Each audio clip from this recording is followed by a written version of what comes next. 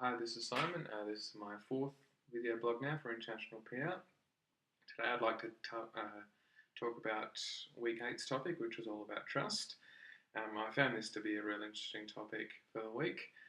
The first thing I'd like to talk about was we looked at the trust barometer.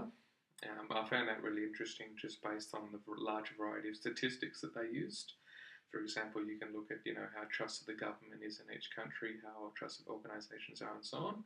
I just wasn't aware that those type of figures were collected and secondly available. So also I found interesting the link that we looked at between charisma and trust, and the idea that if you have these charismatic people in society, that we can almost to a sense automatically trust what they say without really knowing if it's true or not. The example was of course Richard Branson.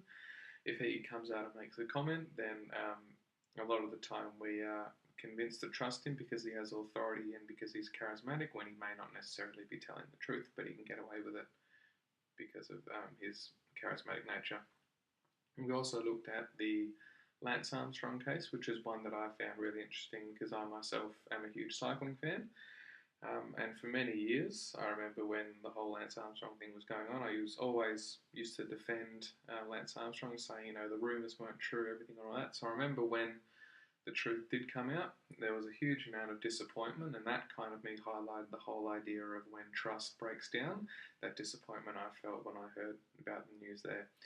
Even beyond that, in regards to the perceptions that I have of cycling now, I remember this season watching a couple of the cycling races, and I found I wasn't enjoying watching them as much because of the whole trust aspect. Whenever I would see cyclists do something incredible, instead of sitting back and being impressed by it, I'd kind of look at it and question whether or not that rider was using drugs or not.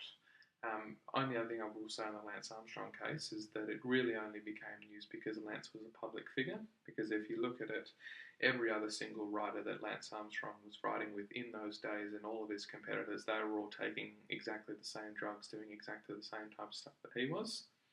But it's because Lance had become this public figure, he had become this charismatic leader like Richard Branson, and we had trust in what he was saying. That is why it was such a huge story when the trust was broken from his perspective. So yeah, that's my fourth video blog, and I should have my last one up fairly soon. Thanks for watching.